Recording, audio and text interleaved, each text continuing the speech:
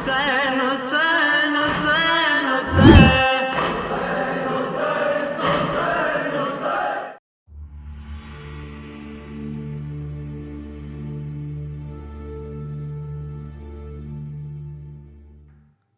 ناظرین کرام، سلام علیکم۔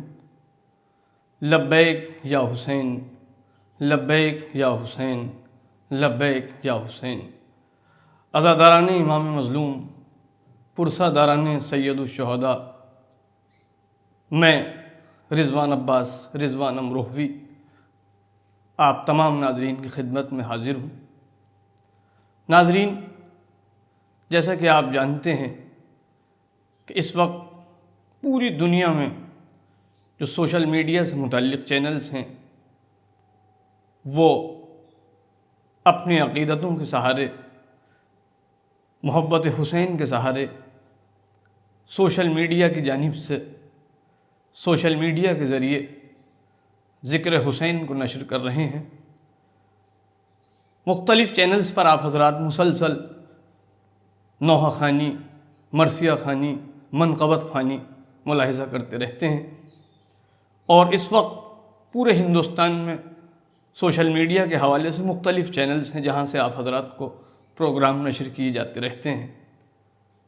اسی سلسلے کی ایک کڑی، انہی تنظیموں میں سے ایک تنظیم، نامی گرامی تنظیم حسین فار آل کے نام سے اس وقت پورے ہندوستان میں مشہور ہو چکی ہے، اور یہ حسین فار آل نامی تنظیم اس ایام ازاں میں مسلسل آپ حضرات تک نوحہ خوانی، منقبت خوانی، ہندوستان کے مشہور و معروف شعراء اور نوحہ خوانوں سے مسلسل نوحہ خوانی اور مرثیہ خوانی اور منقبت خوانی آپ حضرات تک پہنچا رہی ہے۔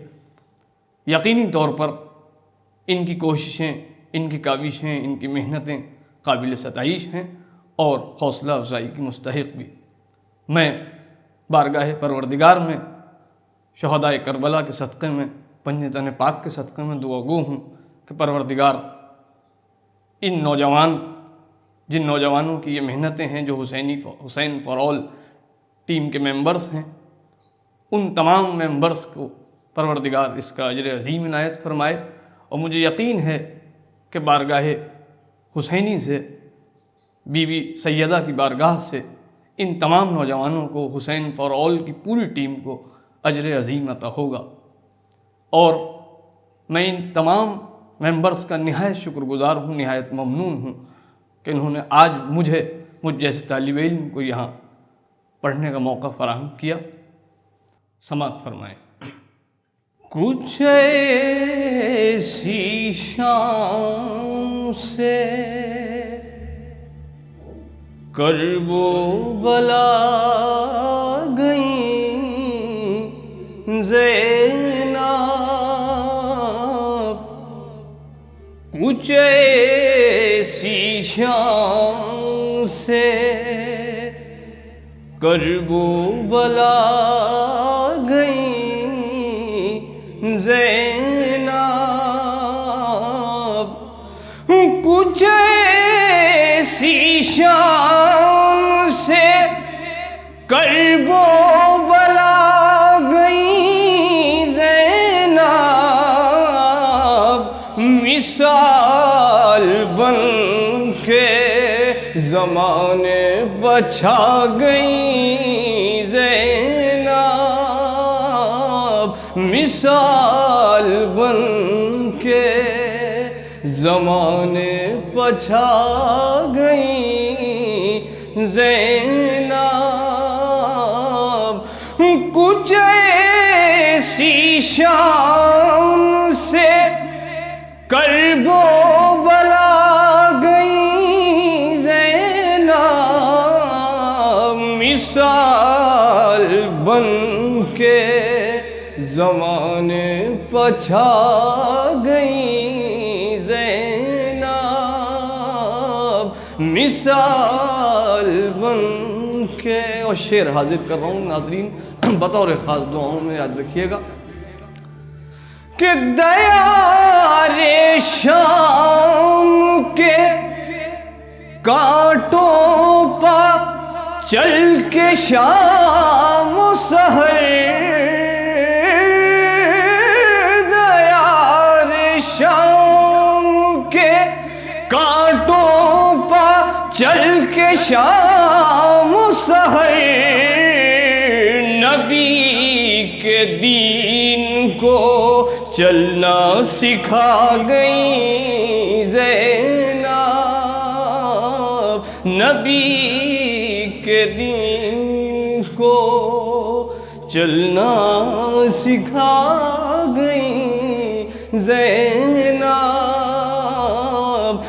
دیار شام کے کانٹوں پا چل کے شام و سحر نبی کے دین کو چلنا سکھا گئی زینب، نبی کے دین کو، اور ردا بچا نہ سکیں شام کے درندوں سے،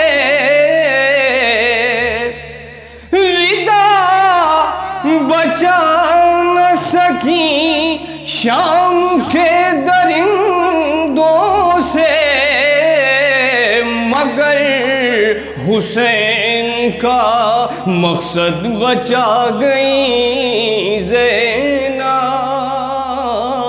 مگر حسین کا مقصد بچا گئی زینب، مگر حسین کا۔ حضرات گرامی، سرزمین کربلا اور کربلا کا واقعہ وہ واقعہ ہے کہ جہاں سے مسلسل پیغام ملے ہیں۔ ایک شاید اس شعر میں کوئی پیغام ہو، شعر حاضر کر رہا ہوں بطور خاص کہ ہر ایک مقام پا عابد سے مشورہ کر کے، ہر ایک مقام پا عابد سے مشورہ کر کے ہمیں امام کا رتبہ بتا گئی زینب، ہمیں امام کا ہر ایک مقام پا عابد سے مشورہ کر کے ہمیں امام کا رتبہ بتا گئی زینب، ہمیں امام کا۔ اور آخری شعر حاضر کر رہا ہوں آپ حضرات کی معتبر سماعتوں کے حوالے، وہ جس کے لہجے میں خالق نے گفتگو کی تھی، وہ جس کے لہجے میں خالق نے گفتگو کی تھی، ارے اسی کے لہجے میں خطبہ سنا گئی زینب، اسی کے لہجے میں خطبہ سنا گئی زینب، اسی کے لہجے میں۔ حضرات بہت بہت شکریہ، اور آخری بات مقطع کی شکل میں آخری شعر دعاؤں سے نواز دیجیے گا کہ ادا کرو میاں رضوان شکر کے سجدے، ادا کرو میاں رضوان شکر کے سجدے، تمہیں جہاں میں سخنور بنا گئی زینب تمہیں جہاں میں، سخنور بنا گئی زینب کچھ ایسی شان سے۔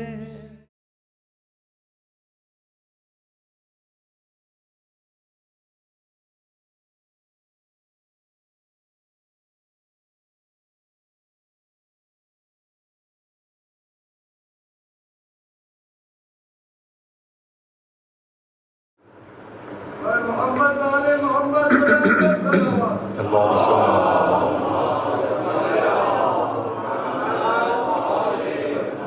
أعوذ بالله من الشيطان اللعين الرجيم بسم الله الرحمن الرحيم الحمد لله رب العالمين الصلاة والسلام على أشرف الأنبياء والمرسلين سيدنا أبي القاسم محمد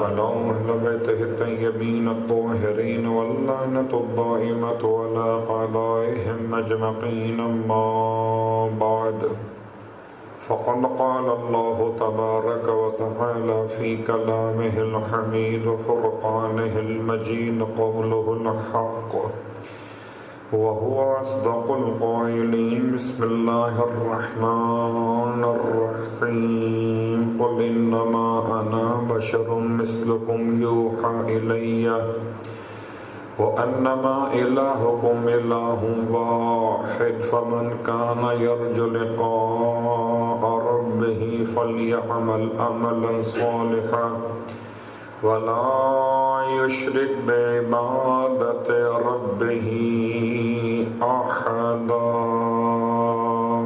صلوات پڑھ لیں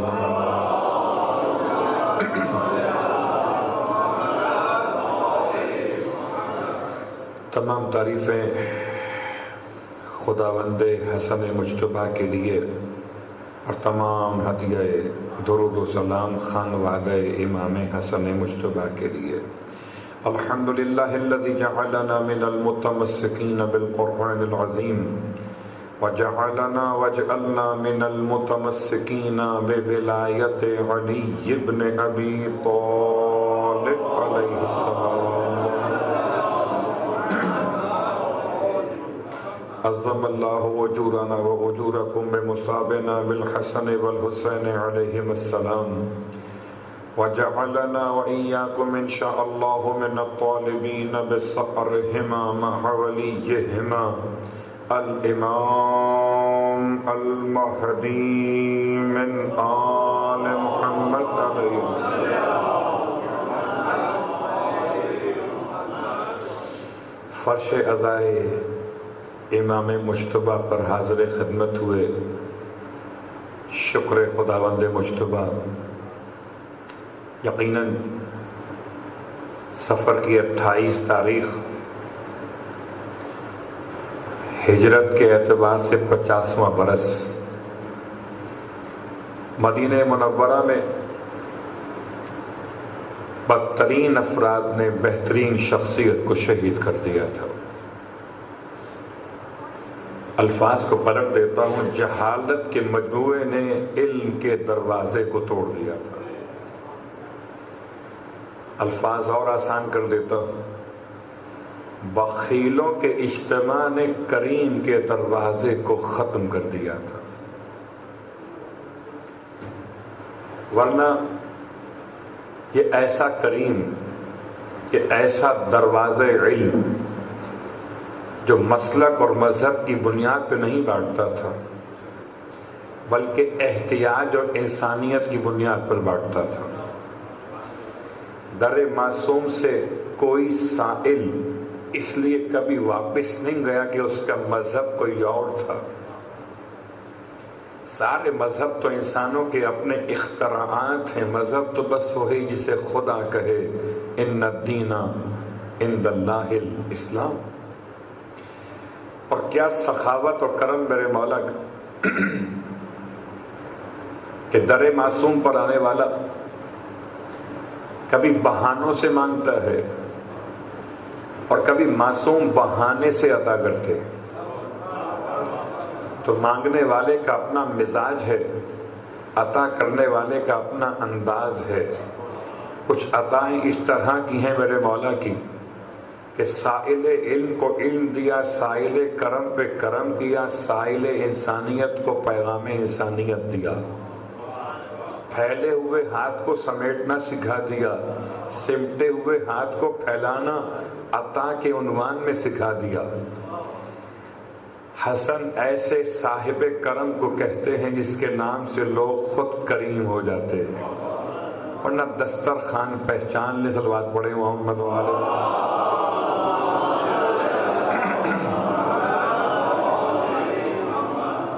غور کیجئے کہ ویسے نظر سرکار سید الشہداء بڑے احترام سے نام لیتے ہوئے ہمارے یہاں نظر کے لفظ کا استعمال مناسب اور شائستہ تر ہے، لنگر کا لفظ مناسب نہیں ہے. ہم تہذیب کے دائرے میں رہنے والی قوم ہیں، ہم ادب کے ساتھ بات کو مکمل کرنے والے ہیں، ہم اس کے ماننے والے ہیں وہ اگر کسی بزرگ کو وضو بھی سکھائے تو غلط کہہ کے نہیں سکھاتا. تنقید کرنا بڑا آسان ہے، تعمیر کرنا بڑا مشکل ہے. تنقید آل محمد کا طرہ امتیاز نہیں، تعمیر امتیاز ہے. اب انسان پہچان لے کہ تنقید کرنے والے کون ہیں اور تعمیر کرنے والے کون ہیں. تو لفظ نظر و نیاز اپنے مقام پر، لیکن دسترخوان صرف انتہائی اطمینان کی کیفیت میں غور کیجئے. پروردگار نے لفظ دسترخوان کو مائدہ کے نام سے یاد کیا. اگرچہ مائدہ لغت کے لحاظ سے بڑے برتن کو کہتے ہیں، لیکن بہرحال عربی لغت آج کی اور ہے اور ماضی کی لغت کا انداز اور تھا. عیسیٰ علیہ السلام سے قوم نے مطالبہ کیا تھا کہ آپ ہمارے لیے اللہ سے کہیے کہ آسمان سے اتار دے دسترخوان کو. عجیب بات ہے، وہ قوم عیسیٰ تھی جو عیسیٰ سے آسمان سے دسترخوان کا مطالبہ کر رہی تھی. وہ قوم موسیٰ تھی جو من و سلوہ استعمال کر کے بھی خدا کی نعمتوں کا کفر کر رہی تھی. یہ قوم مصطفیٰ ہے، یہ فرش ولائے مرتضیٰ ہے، یہ انداز سخاوت حسن مجتبیٰ ہے کہ نہ دسترخوان کا مطالبہ ہے نہ من و سلوہ کا انتظار ہے. کھانے والے اور ہوا کرتے ہیں، کھلانے والے آل محمد کے ماننے. صلوات پڑھے محمد والے.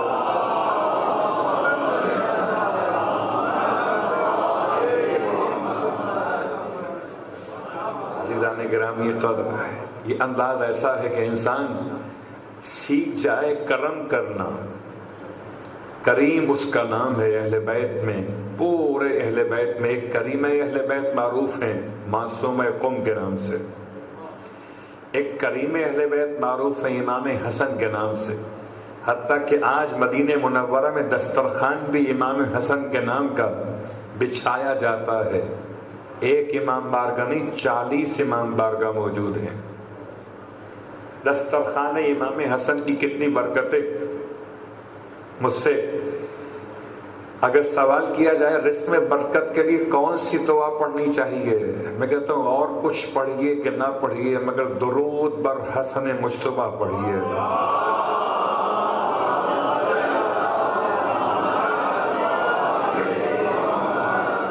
اتنی کریم شخصیت ہے کہ دسترخوان بچھایا جائے 22 تاریخ کو جمادی ثانی کی، وہ اپنے مقام پر، لیکن ایک آسان طریقہ بیان کر دیا جائے. روز کر سکتے ہو، ہر دسترخوان پہ کر سکتے ہو. دسترخوان بچھانا سکھایا امام مجتبیٰ نے، سجدہ سکھایا امام کے پلے ہوئے تربیت یافتہ سجاد نے. نعمتوں کا انداز ہے. اللہ اکبر. بہت غور کیجئے گا. ایک دسترخوان یہ ہے یا نعمتیں رکھی ہوئی ہیں، ایک وہ ہے جو سوکھی روٹی پانی میں بھگو کر کھا رہا ہے. وہاں سے یہاں تک کا سفر یہاں سے روٹی بچا کر لے جانے والا چاہتا ہے کہ اس مسکین تک پہنچا دے جسے وہ مسکین سمجھ رہا ہے. مسکین اسے نہیں کہتے جس کے پاس کھانے کا سامان کم ہو، مسکین تو اسے کہتے جس کے پاس کھلانے کا دل نہ ہو. اور میرا مولا مسکین نہیں تھا، مسکینوں کو راستہ بتانے والا. اللہ اکبر. سوکھی روٹی میرے مولا کا طرے امتیاز کیوں بن گیا؟ کہ اس لیے کہ زمانے میں اگر کبھی کوئی اتنا غریب ہو جائے کہ اسے سوکھی روٹی، اللہ اکبر، ویسے تو ایسے حالات آتے نہیں ہیں الحمدللہ رب العالمین، جب تک فرش ازا کی برکتیں باقی ہیں، جب تک رزق کے وسیلے ایسے جاری و ساری، بہانے بہانے سے کھانا کھلایا جاتا ہے. میں کیا جملے آپ کی خدمت میں عرض کروں. میں سوچ رہا تھا جتنی مہنگائی میں شرح میں اضافہ ہوا اتنا ہی زائرین کرب و بلا میں اضافہ ہوا. تم سمجھتے ہو مہنگائی بڑھا دو گے تو زائر کم ہو جائیں گے، زائر اور بڑھ گئے. اللہ اکبر.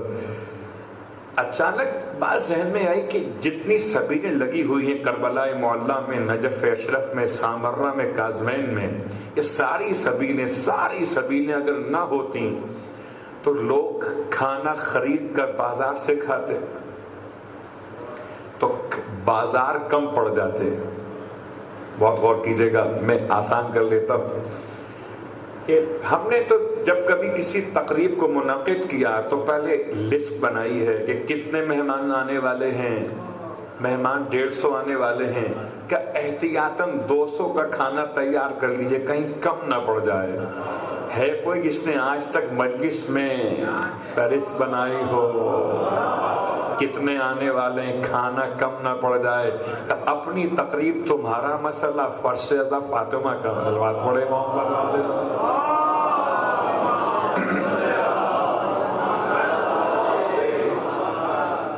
اور اس سخاوت کے اور کرم کے لفظ سے ہم متصل ہو گئے اپنے عنوان پر. کل بات کچھ بیان کی تھی عقائد کے حوالے سے.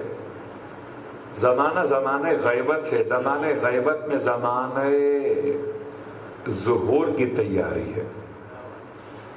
اور شاید اسی لیے کہتے ہیں کہ زمانے امن میں زمانے جنگ کی تیاری کر لیجئے، کہ زمانے جنگ شروع ہونے کے بعد تیاری کرنا عقل مندی نہیں ہے. سرنامہ کلام میں جو آیت پڑھی گئی روز آپ کی خدمت میں کل سے لے کر آج تک، سورہ کہف کی آیت نمبر 110 ہے. سورہ بھی یادگار ہے، آیت کا نمبر بھی بڑا حسین ہے. کوئی اور نمبر یاد رہے نہ رہے مگر ہر گرتے ہوئے انسان کو سنبھالنے کے لیے یا تو عدد میں کہو تو 110 کہو، الفاظ میں کہو تو یا علی صلوات پڑھے.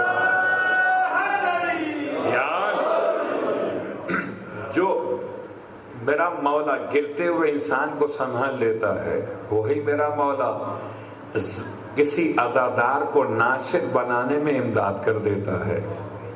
عقائد اتنے مضبوط رہیں کہ اگر انسان تمام تر حادثات کے سامنے، تمام تر مخالف ہواؤں کے سامنے اپنے عقیدے پر ڈٹا رہے، بچپن سے لے کر جوانی تک، فرش ازا سے لے کر مسجد کے مصلی تک ہمارا ایک عقیدہ ہے. یہ عقیدہ ہم نے نہ تو خطبہ سے لیا ہے، نہ کتابوں سے لیا ہے، معاف کیجیے، نہ کتابوں سے لیا، نہ شعراء سے لیا. ہم نے عقیدہ لیا تو آل محمد سے لیا ہے. میں ایک آسان لفظ استعمال کر لوں آپ کی خدمت میں، عقیدت اور ہے، عقیدہ اور ہے. عقیدت ہر کسی سے ہو سکتی ہے، عقیدہ صرف آل محمد سے ہوتا ہے. ہو سکتا ہے آپ کو عقیدت ہو جائے کسی متبرک شے سے، ہو سکتا ہے عقیدت ہو جائے آپ نے بار بار تجربہ کیا کہ یہ دوا آپ کو بڑا سوٹ کرتی ہے، ہو سکتا ہے یہ عقیدت تو ہو سکتی ہے. کسی کلام سے ہو جائے، کسی شاعر کے شعر سے ہو جائے، کسی خطیب کے جملے سے ہو جائے، عقیدت تو ہو سکتی ہے، عقیدہ نہیں ہے. عقیدہ وہی رکھیے جو آل محمد نے دیا ہو، اس خدا کو مانیے جو آل محمد کا بھی خدا ہو. ایک جملہ کہا کرتا ہوں کبھی کبھی فضائل آل محمد پڑھے جاتے ہیں اور انسان کو ایسا لگتا ہے جیسے آل محمد خدا کے برابر آ گئے. تو یاد رکھیے اگر کبھی ایسی روایت صحیح السند آپ کے سامنے آ جائے تو بجائے اس کے کہ فضائل آل محمد کو پیچھے کریں اپنے خدا کو آگے کر لیجئے. یہ سمجھ کے کر لیجئے کہ جو ان فضائل کے حامل تھے ان کا بھی خدا وہی تو ہے جو رب العالمین. صلوات پڑھے محمد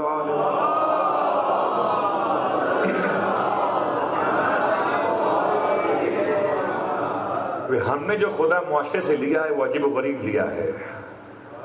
وہ ایسا خدا لیا ہے. مخلوط معاشرہ ہے نا, بہت سی باتیں ایسی ہیں اٹھتے بیٹھتے ہوئے زبان پر آ جاتی ہیں. بہت سے مسائل ایسے ہیں جو ہمیں ایسا محسوس ہوتا ہے جیسے ہم خدا کے بارے میں معلومات نہیں رکھتے. میں نے کل سورہ توحید کا عنوان مکمل کیا تھا. سورہ کافرون بھی ہے نا.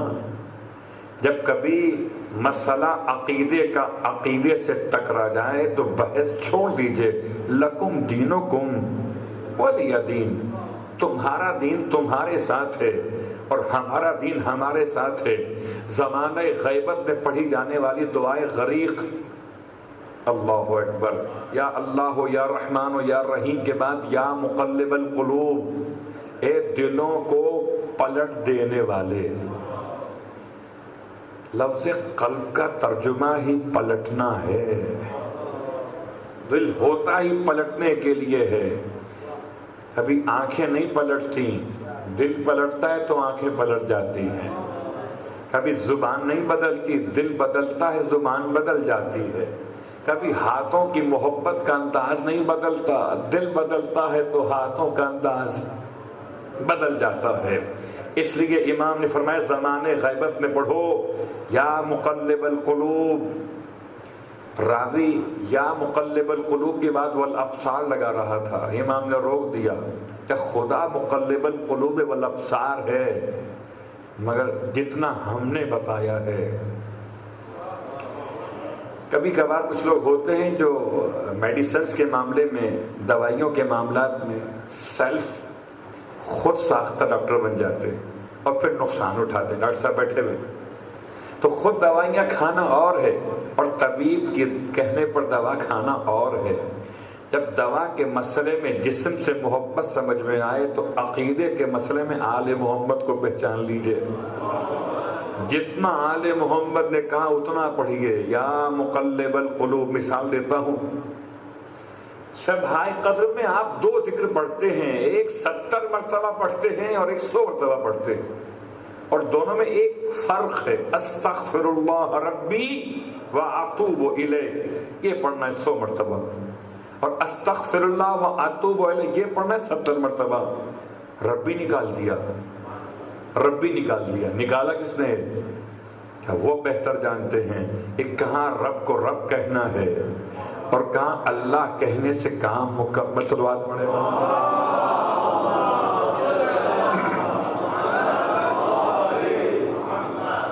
عزیزان گرامی قدر, امام کے الفاظ ثبت قلبی علی دینک, ہمارے دل کو اپنے دین پر ثابت قدم کر دے. اپنے دین پر, اپنے دین پر, نہ کہ میرے دین پر, نہ کہ شعراء کے دین پر, نہ کہ خطبہ کے دین پر, نہ کہ عام نام نہاد علماء کے دین پر. میں کیا جملے استعمال کر رہا ہوں. ایک زمانہ ہوتا تھا جب شعراء اصلاح کراتے تھے اپنے اشعار کی. ایک زمانہ ہوتا تھا جب خطبہ اپنی تقاریر کی اصلاح کرواتے تھے. اب اصلاح کا زمانہ ہی ختم ہو گیا. ایک زمانہ تھا جب کہ انسان فخر کے ساتھ کہتا تھا کہ میں فلاں کا شاگرد ہوں. آج یہ بات عیب بن گئی. اچھا اب شاگرد ہیں, یعنی میں کسی کا شاگرد نہیں. زمانہ ایسا بدلا ہے کہ اب شاگرد ہونا عیب ہو گیا. کل سند کے ساتھ پڑھتے تھے, کتابوں کا نام لے کے پڑھتے تھے, آج یہ کہہ کر پڑھتے کہ وہ پڑھ رہا ہوں جو کتاب میں لکھا ہوا ہی نہیں ہے. جوش خطابت میں اگر خطابت آگے رہ گئی اور نسبت ختم ہو گئی تو ایسے جملے ہمارے منبروں سے سامنے آ گئے. بڑے ادب کے ساتھ بات کو اشارتاً مکمل کرتے ہوئے امام نے ایک دعا تعلیم فرمائی، اس میں پابند کیا مجھے اور آپ کو. ثبت قلبی علی دینک. بہت مشہور شخصیت گزرے ہیں مشہد مقدس میں، جن کا مزار ہے، جن کی قبر مقدس ہے، امام رضا علیہ السلام کے حرم کے صحن میں.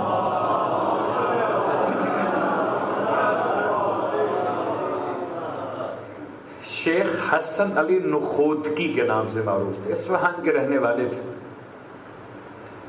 شیخ عباس قمی کے زمانے کے واقعات میں یہ بڑی کوشش کرتے رہے کسی طرح امام زمان سے ربط قائم کریں، امام زمان سے ملاقات کی کوشش کرتے رہے. تو حالت خواب میں کسی نے ان کو تاکید کی کہ تم امام سے ملاقات جب کر سکتے ہو جب اپنے اندر کی یہ والی ایک صفت جو ہے اس کو اپنے آپ سے دور کر دو. یاد رکھیے، ہم سب کی خواہش ہے، تمنا ہے امام سے ملاقات کی. صفات رذیلہ جب تک رہیں گی، جب تک صفات حسین کیسے پیدا ہو سکیں گی؟ کہتے ہیں بیدار ہوئے اور اس کے بعد سے اپنے آپ کو برائی سے محفوظ کیا، اور جیسے ہی محفوظ کیا ویسے ہی امام کی قربت کا احساس پیدا ہوا، اور امام کو اس طرح سے دیکھا جیسے امام رضا کے حرم میں سرحان مقدس میں امام موجود.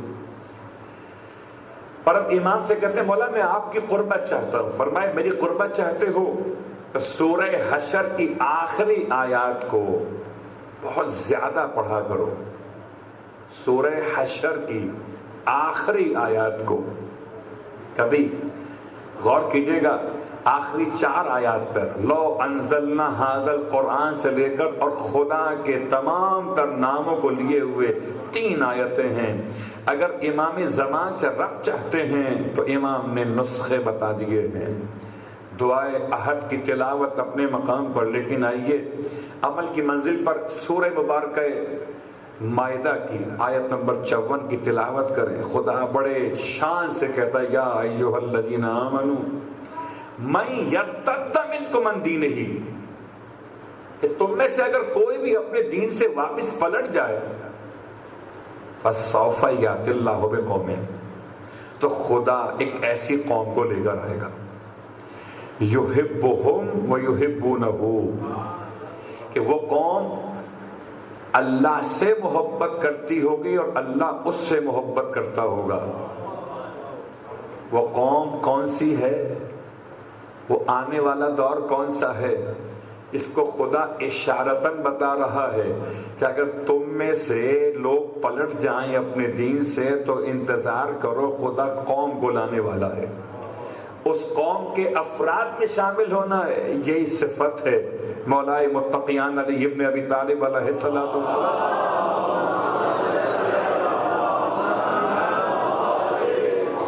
کیا عمدہ صفت ہے. بہت غور کیجئے گا کہ 39 دن تک لوگ جاتے رہے خیبر کے قلعہ قموس کو فتح کرنے کے لیے، اور ناکام و نامراد واپس آتے رہے. اللہ کے رسول نے سب کو ہی تو موقع دے دیا تاکہ کل کو کوئی شکایت نہ رہے کہ ہمیشہ اپنے بھائی کو ہی آگے بڑھایا تھا. بھائی کو آگے بڑھایا نہیں تھا، تم پیچھے ہٹے ہوئے تھے. اب جب تم پیچھے ہٹے ہوئے ہو تو جو پیچھے نہ ہٹا ہو تو آگے ہی دکھائی دے گا نا. یہ سمجھنے کی بات سلوات پڑھے محمد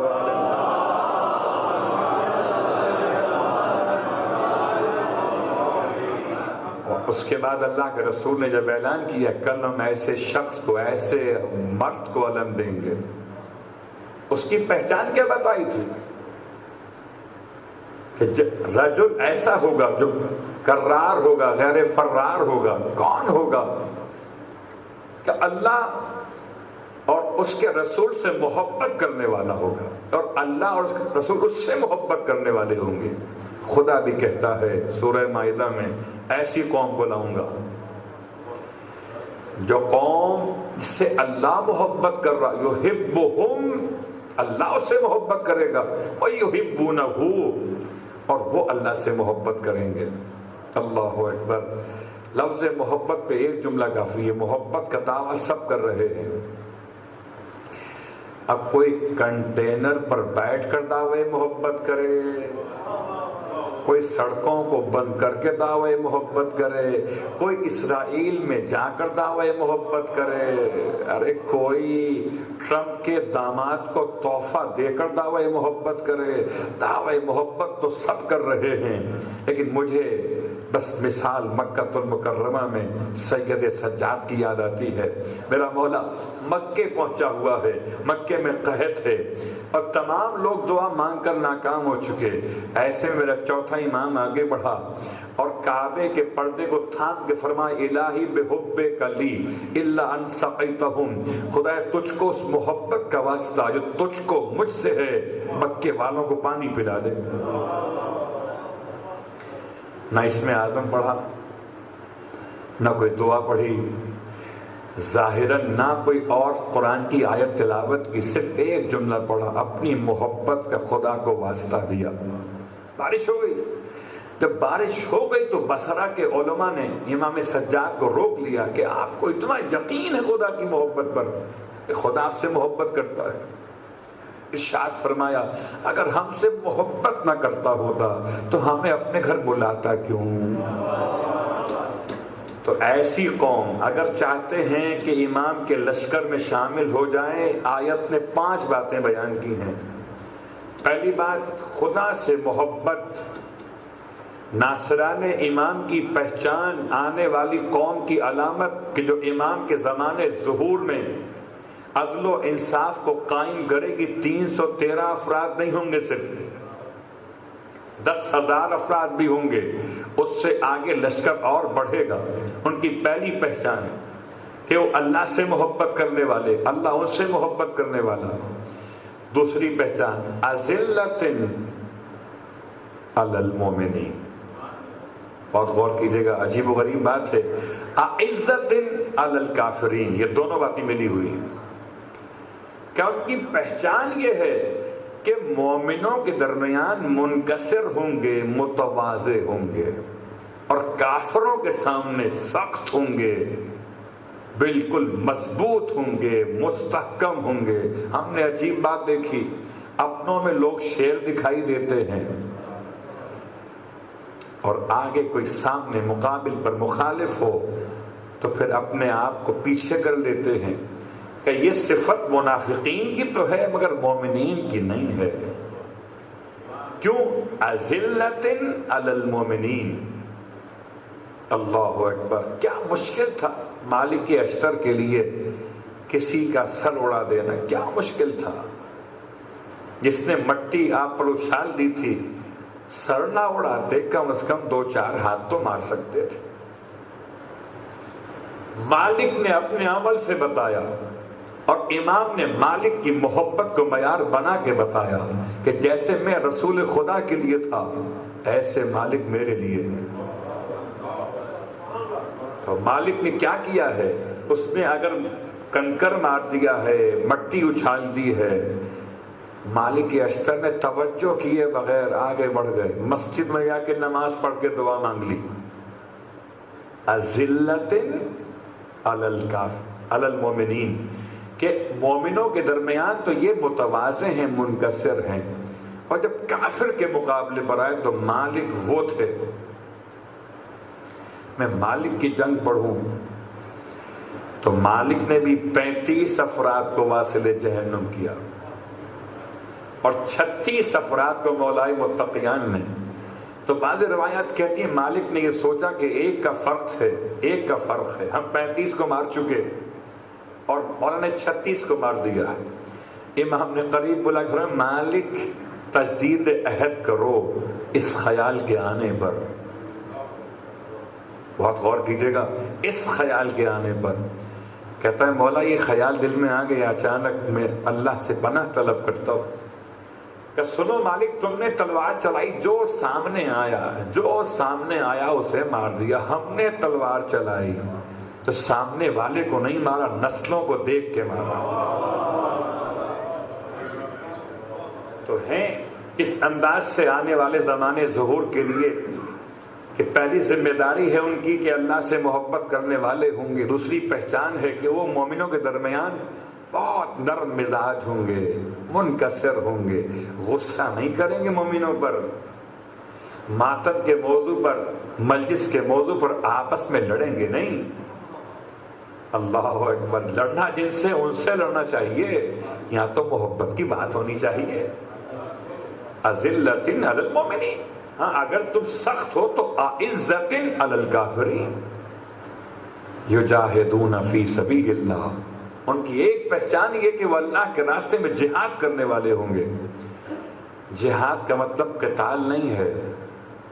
جہاد تو کبھی تلوار سے ہے, تو کبھی قلم سے ہے, تو کبھی زبان سے ہے, تو کبھی ہاتھوں سے ہے. جیسے جیسے مواقع ویسے ویسے انسان کی ذمہ داری. اس کے بعد ارشاد فرمایا پروردگار نے وَلَا يَخَافُونَ لَوْمَةَ لَائِمٍ, اور وہ کسی ملامت کرنے والے کی پرواہ نہ کریں گے. کوئی مجھے کچھ کہتا ہو, میں حیران ہوں, ایک محمد باقر کو ڈھونڈنے کے لیے جابر کو کیا کچھ نہ کہا گیا. اور ڈھونڈتے عین الباقر و عین الباقر, اور ڈھونڈتے تھے گلیوں میں, اور لوگ کہتے تھے باقر, کون باقر, کسے ڈھونڈتے ہو؟ صحابی رسول ہو کر جابر نے سمجھا دیا جو حجت خدا کو ڈھونڈے وہ صحابیت کی معراج پر ہے. عین الباقر, عین الباقر. اللہ اکبر. لوگوں نے کہا تھا کہ شاید جابر بوڑھے ہو گئے اس لیے گلیوں میں آواز دیتے. انہیں کیا خبر کہ جابر کو یقین محمد کی بات پر ہے. جابر تم مرو گے نہیں جب تک تم میرے بیٹے محمد سے ملاقات نہ کر لو. اس کی پہچان یہ ہے کہ وہ باقر العلوم کے نام سے معروف ہے. وَلَا يَخَافُونَ لَوْمَةَ لَائِمٍ ذَلِكَ فَضْلُ اللَّهِ يُؤْتِيهِ مَن يَشَاءُ, اور یہ اللہ کا فضل ہے, وہ جسے چاہے عطا کر دے. سورہ مبارکہ مائدہ. اور بات کو مکمل کرتے ہوئے کہ ایک عقیدے کا مسئلہ, ایک عمل کا مسئلہ. اگر چاہتے ہیں کہ امام کے لشکر میں شامل ہو جائیں, فَيَا لَيْتَنِي كُنْتُ مَعَكُمْ فَأَفُوزَ مَعَكُمْ. ذمہ داری اور وظائف بہت سارے ہیں, میں 10 گنوا دوں, 50 تک گنوائے علماء نے. ان میں سب سے پہلا وظیفہ کہ امام کو پہچان تو لیجئے امام ہے کون. ایسا نہ ہو کہ امام کی پہچان نہ ہو, امام کی پہچان نہ ہو اور کسی اور کو خیال کرنے کی یہ امام ہے. چھوٹی سی مثال آپ کی خدمت میں عرض کرتے ہوئے, چہرے پہ نقاب ڈالے ہوئے عبید اللہ ابن زیاد کوفے میں داخل ہوا تھا, اور جب کوفے میں داخل ہوا لوگ سمجھے حسین ابن علی آ گئے. عبید اللہ ابن زیاد کوفے میں عبید اللہ ابن زیاد بن کر داخل نہیں ہوا, ورنہ قسم بخدا اسے اسی وقت لوگ مار دیتے. اللہ اکبر. یا کیسے حالات تھے امام جعفر صادق علیہ السلام کے.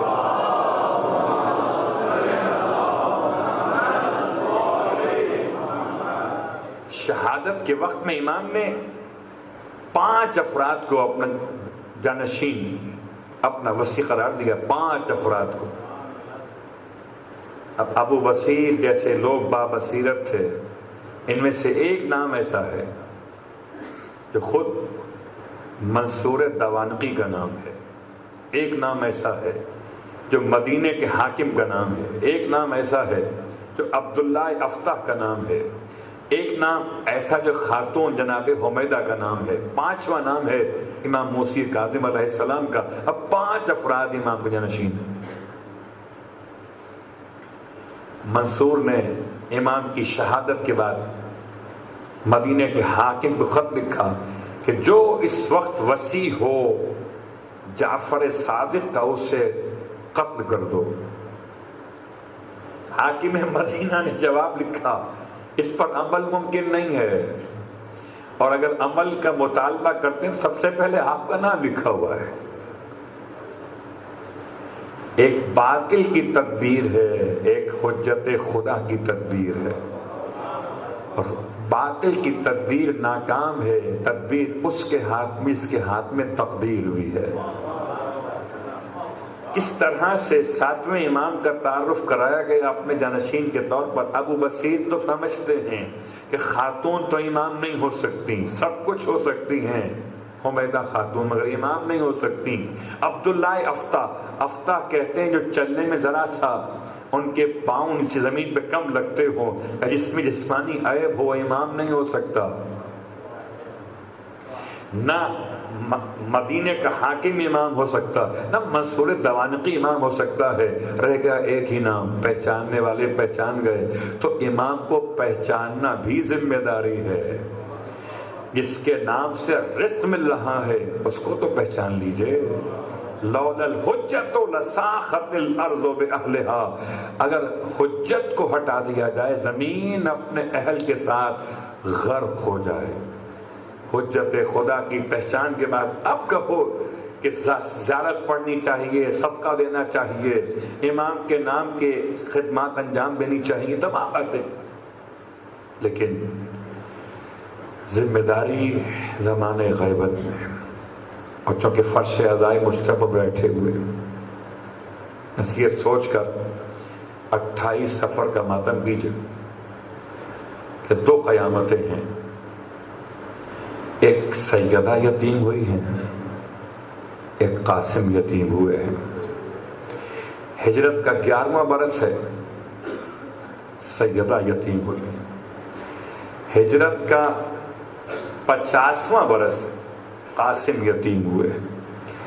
لیکن جب کوئی یتیم ہو جاتا ہے نا تو اس کو اس کے باپ کا پرسہ دیا جاتا ہے۔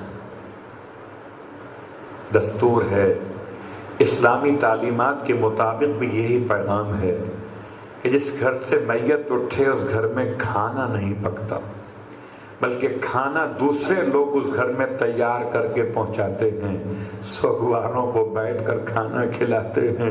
ہائے سیدہ، کوئی باپ کا پرسہ دینے تو کیا آتا، آئے تو ہاتھوں میں لکڑیاں اور آگ لے کر آئے ہیں۔ واہ غربتا، اپنے باپ پہ سیدہ کو رونے نہ دیا گیا۔ 28 سفر رسول خدا کی تاریخ رحلت ہے، تاریخ شہادت ہے۔ بس یہ کہہ کر پرسہ پیش کیجئے سیدہ، آپ کو آپ کے بابا کا پرسہ سیدہ بابا کی قبر پر کس طرح پہنچی ہیں کہ چلا نہیں جاتا تھا، یتیمہ رسول کو چلنے قابل بھی نہ چھوڑا گیا، سہارا لے لے کے دیوار کا قبر پیغمبر تک آئی ہے، اور قبر پیغمبر کی مٹی کو اٹھا کر سونگ کر کہتی ہیں بابا اگر کوئی آپ کی قبر کی مٹی سونگ لے تو اسے پھر قیامت تک مشک و عنبر کی حاجت نہ رہے۔ پھر مرثیہ پڑھتی ہیں بابا مجھ پر وہ مصائب ڈھائے گئے کہ اگر روشن دنوں پر ڈھائے جاتے تو سیاہ رات میں تبدیل ہو جاتے۔ ارے ایک یتیمہ ہے جسے رونے نہ دیا گیا۔ بس میں اتنا کہوں گا شہزادی، بابا کی قبر پر تو آ گئی، ارے سہارے کے ساتھ آئی، ٹوٹی ہوئی پسلی کے ساتھ آئی، مگر قبر پیغمبر پر تو آ گئی۔ ہائے شہزادی، ایک آپ کی پوتی بھی 4 سال کی ہوگی جو اپنے بابا کی قبر پہ نہ آ سکے گی۔ رونے والوں، عجیب قیامت کا منظر تھا کہ ایک دفعہ مدینے میں 28 سفر کو ماتم ہوا تھا، رسول کا جنازہ اٹھایا گیا تھا۔ ہائے وہاں غربت یہ تھی کہ جنازہ اٹھانے والے نہ تھے، گنتی کے چند صاحبان ایمان کے سوا کوئی نہ تھا، اور ایک جنازہ وہ جس پر تیر برسائے گئے، رسول کا نواسا، ہائے حسن مجتبی، عزاداران، مظلوم کربلا کا ماتم کرنے والوں، آج پرسہ دو گے نا بھائی کو بھائی کا پرسہ۔ مولا ایک بھائی عباس تھے کہ جن کی وصیت نے آپ کو روک دیا کہ مولا میری لاش کو خیمے میں لے کر نہ جائیے گا، لیکن مولا ایک بھائی مدینے میں تھا، ارے جس کے جگر کے ٹکڑے اس طرح سے لگن میں دیکھے۔ رونے والوں، اس طرح کا زہر میرے مولا کو دیا گیا ہے، برداشت کر سکیں گے؟ جملہ سخت ہے۔ ہائے میرا مولا حالت روزہ میں تھا، افطار کا وقت ہے، اور آپ سمجھتے ہیں نا جب انسان کوئی خالی شکم رہتا ہے تو دوا بھی نہیں کھائی جاتی۔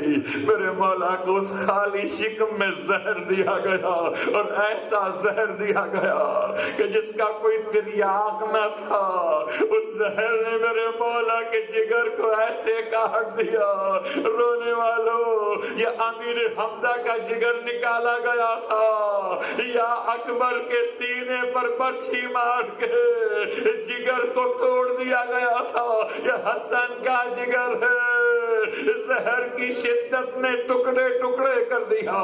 رونے والوں عجیب قیامت کا منظر تھا، برتن منگایا تھا میرے مولا نے، خون کی الٹیاں میرے مولا کو ہو رہی ہیں، ہائے جگر کے ٹکڑے کٹ کٹ کے نکل رہے ہیں۔ جیسے ہی جناب زینب کے آنے کی خبر ہوئی، امام حسن نے فرمایا ارے جلدی سے برتن کو ہٹا دیجئے، کہیں میری بہن میرے جگر کے ٹکڑے نکلا دیکھ لے۔ میں کہوں گا مولا یہ مدینہ ہے، بہن کی نگاہوں سے چھپا لیجئے، لیکن آئے کربلا، ارے کوئی نہ ہوگا جو زینب سے پہلے حسین کی لاش پر آ جائے کہ لاش کے ٹکڑے ہوں گے، زینب کا مرثیہ ہوگا۔